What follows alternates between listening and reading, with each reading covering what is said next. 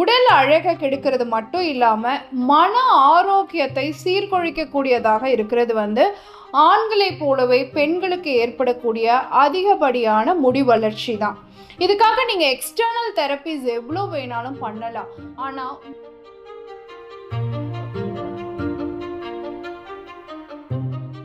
கைக்குத்தல் அரிசியை ரெகுலராக நீங்கள் ஒயிட் ரைஸுக்கு பதிலாக நார்மலாக சாப்பிட்ற அரிசியே ஹேண்ட் பீட்டன் கைக்குத்தல் அரிசியாக எடுத்துக்கிட்டீங்க அப்படின்னு சொன்னால் அதில் இருக்கக்கூடிய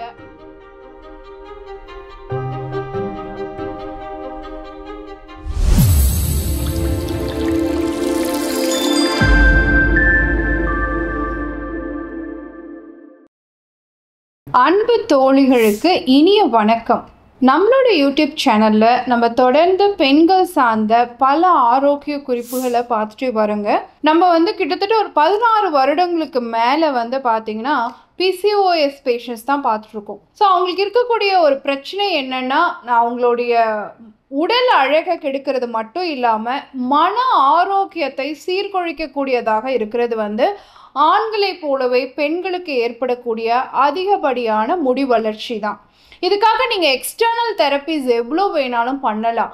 ஆனால் உடலில் இருக்கக்கூடிய டெஸ்டோஸ்டிரோன், ஆண்ட்ரோஜன் அப்படின்னு சொல்லக்கூடிய ஆண்கள் சம்பந்தமான ஹார்மோனை குறைக்கிறது தான் இதற்கு நிரந்தர தீர்வாக இருக்கும்.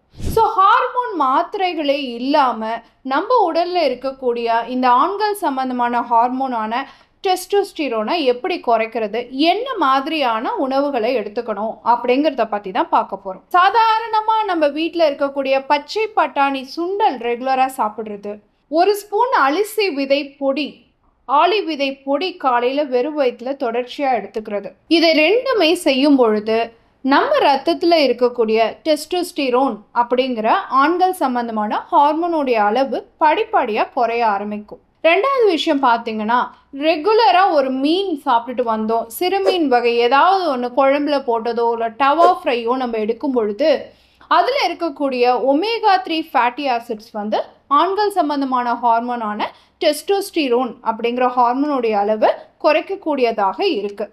அடுத்து பார்த்தீங்கன்னா, சாதாரணமாக நம்ம சாப்பிடக்கூடிய கைக்குத்தல் அரிசி, கைக்குத்தல் அரிசியை ரெகுலராக நீங்கள் ஒயிட் ரைஸுக்கு பதிலாக நார்மலாக சாப்பிட்ற அரிசியே ஹேண்ட் பீட்டன் கைக்குத்தல் அரிசியாக எடுத்துக்கிட்டிங்க அப்படின்னு சொன்னால் அதில் இருக்கக்கூடிய குரோமியம் பிக்கோலினேட் அப்படிங்கிற சத்து பொருள் உங்களுடைய ரத்தத்தில் இருக்கக்கூடிய அந்த முடி வளர்ச்சியை அதிகப்படுத்தக்கூடிய ஹார்மோனான டெஸ்டோஸ்டிரோனுடைய அளவை குறைக்கக்கூடியதாக இருக்கும். நாலாவது விஷயம் பார்த்தீங்கன்னா, எப்பயுமே வீட்டில் யூஸ் பண்ணுற சமைக்கக்கூடிய எண்ணெயை செக்கில் ஆட்டின நல்லெண்ணெயாக மாற்றிக்கோங்க.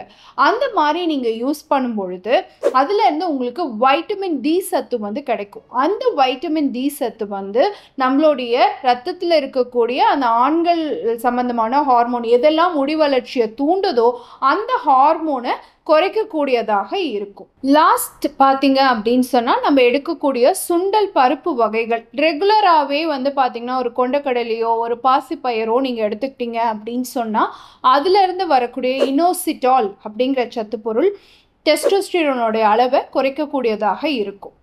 ஸோ நம்ம ரெகுலராக சாப்பிட்றது ஒரு வகையான ஒரு சுண்டல், ஒரு கைக்குத்தல் அரிசி, கூடவே ஒரு சிறு மீன் வகை, நம்ம யூஸ் பண்ணக்கூடிய எண்ணெய் செக்கில் ஆட்டின நல்லெண்ணெய், இப்படி மாற்றி அமைச்சுக்கிட்டோம் அப்படின்னு சொன்னால் நம்ம லேசர், வேக்சிங் அந்த மாதிரி எக்ஸ்டர்னல் தெரப்பீஸோடு சேர்ந்து உடலுக்குள்ளே இருக்கக்கூடிய ஹார்மோனை பேலன்ஸ் பண்ணினா மட்டும்தான் நமக்கு உடலில் இருக்கக்கூடிய தேவையற்ற முடி வளர்ச்சியை கட்டுப்படுத்த முடியும் அப்படிங்கிறத தெரிஞ்சுக்கணும். அதற்கான உணவு முறை மாற்றங்களை இன்னையிலேருந்தே ஸ்டார்ட் பண்ணிடுங்க, பயன்படுத்தி பாருங்கள்.